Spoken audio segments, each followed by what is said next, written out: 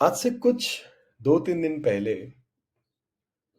हमारे देश के प्रधानमंत्री नरेंद्र मोदी जी ने एक स्पीच में कहा कि भारत ने इस विश्व को युद्ध नहीं, बुद्ध दिया है। और विश्व की ऐसी कोई समस्या नहीं है जो भगवान बुद्ध की टीचिंग्स के हिसाब से या उनके उनके बताए मार्ग पर चलने से सुलझ नहीं सकती। ऐसी कोई समस्या नहीं है जो सुलझ नहीं सकती। तो प्रधानमंत्री जी से प्रश्न ये है कि इतने डिsillusioned हम कैसे हो सकते हैं कि भारत ने विश्व को युद्ध नहीं बुद्ध दिया है। अच्छा, तो आप कौन से भारत की बात कर रहे हैं? भारत एक वो देश नहीं है जो 1947 में पैदा हुआ है। That is just like a modern state name, right? Bharatvarsh एक सिविलाइजेशनल स्टेट है, एक प्राचीन सभ्यता है जिसके लिए कोई फाउंडिंग फादर्स या किसी कोई देश का बाप है या वो सब, उसकी आवश्यकता नहीं है। तो मेन पॉइंट पे आते हैं कि हमने युद्ध नहीं दिए। अच्छा, इस देश का जो बेस पॉइंट है वो सनातन सभ्यता है, और सनातन सभ्यता के बहुत ही प्रमुख देवताओं में हम भगवान राम को पूछते हैं। तो भगवान राम ने युद्ध किया था, अगर हम इस चीज में विश्वास करते हैं, जो कि बहुत बड़ी संख्या में लोग करते हैं।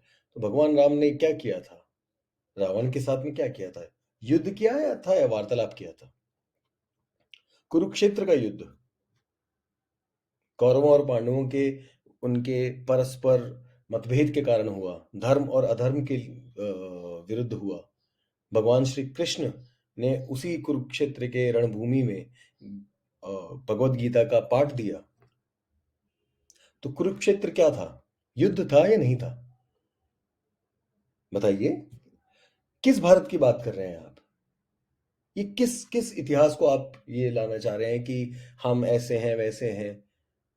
भारत आज सरवाइव इसलिए हुआ है क्योंकि सैकड़ों हजारों सालों तक क्षत्रियों और क्षत्रियों की सेना में रहने वाले सैनिकों ने, उन्हें सलाह देने वाले सामंतकारियों ने, ब्राह्मणों ने, और लगभग लगभग हर एक जाति के लोगों ने इस देश के लिए बहुत सालों तक युद्धों में भाग लिया है, जिसके फोर फ्रंट पे क्षत्रिय रहे हैं। तो आप कौन से भारत की बात कर रहे हैं? 7th सेंचुरी से जब इस्लाम का एक्सपेंशन चालू हुआ, जब इस्लाम पूरी दुनिया की तरफ कॉन्कर करने लगा, तब बप्पा रावल ने उनके साथ में युद्ध नहीं किया या वार्तालाप की थी? बताइए। महाराणा सांगा, महाराणा प्रताप, मैं बहुत कम नाम लूंगा, छत्रपति शिवाजी महाराज, बताइए, बाजीराव प्रथम द्वितीय, कौन क्या कर रहे थे ये लोग? युद्ध कर रहे थे या वार्तालाप कर रहे थे? बताइए ना। अब आप कहेंगे कि नहीं, वो तो अंदर ही अंदर युद्ध चल रहा था ना, विश्व में हमने थोड़ी दिया। क्या बात कर रहे हो आप?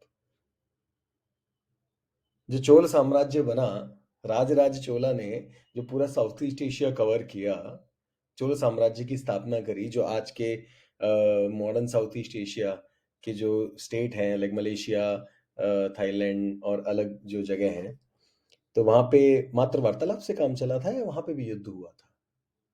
आप किस भारत की बात कर रहे हैं? तो मुझे लग रहा है कि बहुत ही ये विचित्र बात है। मतलब हमारे देश के प्रधानमंत्री हैं, उन्हें बहुत कुछ कहने का उन्हें स्वतंत्रता है, और उनको अपने उन्होंने विचार समक्ष रखे हैं लोगों के। मगर मुझे लग रहा है, ये मेरा personal personal point of view है, इसमें किसी की भावनाओं को हाथ पहुंचाना नहीं है, कि इस प्रकार से देश के एक प्राचीन इतिहास को आप पूरी तरीके से रिजेक्ट कर रहे हो, जिस देश ने सैकड़ों सालों तक अलग अलग आक्रांतकारियों का सामना किया, उनके साथ में डटकर मुकाबला किया। कहीं पर उन्हें उनसे संधि करनी पड़ी, कहीं उन्होंने अपना बलिदान दिया, कहीं उन्हें भागना भी पड़ा, कहीं उन्हें परास्त किया। सैकड़ों हजारों युद्ध हुए, और आप कह रहे हैं कि भारत ने युद्ध नहीं दिया है इस विश्व को? तो ये एक बहुत ही अजीब बात है। पता नहीं, शायद मोदी जी कुछ किसी एक नए भारत का निर्माण करना चाहते हैं, जिसका एक उसकी प्राचीन लेगेसी से वो कोई कनेक्शन नहीं रखवाना चाह रहे, वो मुझे नहीं पता। मगर बहुत ही विचारणीय बिंदु है ये सबके लिए कि अ, ये बातें कह के क्या अचीव हो रहा है या क्या मिल रहा है कि there are people out there, there are cults, मतलब इस प्रकार की आइडियोलॉजीज है दूसरे देशों में जो आप और इवन आपके देश में जो आपको घेर कर बैठी है, जिनका ध्येय बाहरी बाहरी और आंतरिक कुछ ऐसी शक्तियां हैं जिनका ध्येय है इस देश को, इस सभ्यता को नष्ट करना, विनाश करना। तो हम उनसे वार्तालाप करेंगे या समय आने पर उनसे युद्ध करेंगे या नहीं करेंगे? तो बहुत ही बहुत ही अजीब बात है कि इस प्रकार की बातें बाहर आ रही हैं। और बस मैं अपना ये विचार रखना चाहता था कि नहीं, अ, ऐसा बिल्कुल नहीं है कि भारत ने विश्व को युद्ध नहीं दिया। हाँ, भारत ने विश्व को भगवान बुद्ध दिए हैं, वो भी इसी भूमि में से जन्मे हैं। मगर ये मत कहिए कि इस देश ने युद्ध नहीं दिए, क्योंकि इस देश ने जितने युद्ध झेले हैं और उसके बाद में भी ये सभ्यता आज खड़ी है, तो वो युद्धों के पीछे ही खड़ी है, वार्तालाप के पीछे या शांति के पाठ के पीछे नहीं खड़ी है। इतिहास को इस प्रकार से जुटलाना हमें शोभा नहीं देता। धन्यवाद।